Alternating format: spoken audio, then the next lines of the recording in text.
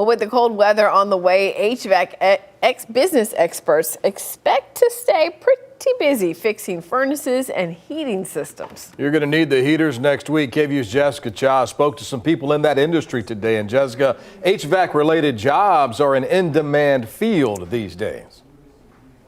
Absolutely, Brian, it is. And much like other skilled trades, our workforce needs a new generation of those hands-on workers. And there are several programs in Central Texas who are looking to fill that need. And some of those graduates are already out there getting to work.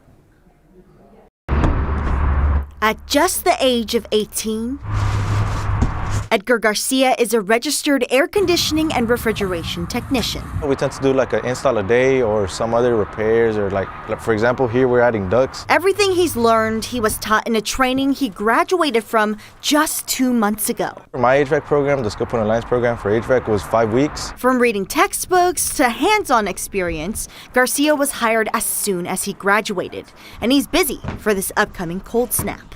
School-wise, I guess, in a way. And just jumping into the work environment, it's a lot different. So you gotta adjust yourself and be ready to learn everything. And people in the HVAC industry say they're gonna need the help with this incoming freeze. Monday, Tuesday, Wednesday, from the look of it, we're gonna be very busy. Phones are gonna be ringing.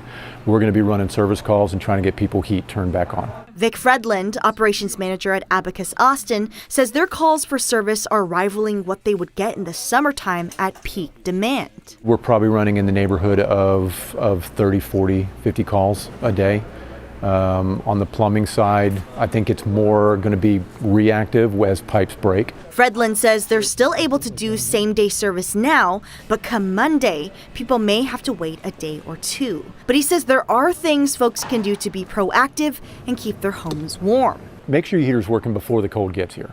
Check your filter, make sure your filter's clean. If your filter's filthy, you're not moving enough air, it's not going to heat your house right, and potentially because of lack of airflow, it could overheat the furnace and shut it off on safety device. As for your pipes, put a cover on your hose bibs, your hose attachments outside.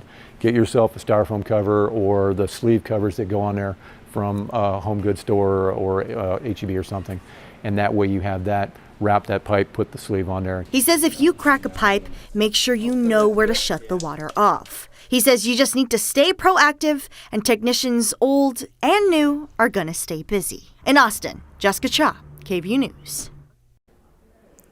Now, a Skill Point Alliance spokesperson told me that they have about 100 students on the wait list for classes right now, and the ones that do graduate are hired right out of the gate. And right now they have about 10 classes running at the same time this year due to the high demand.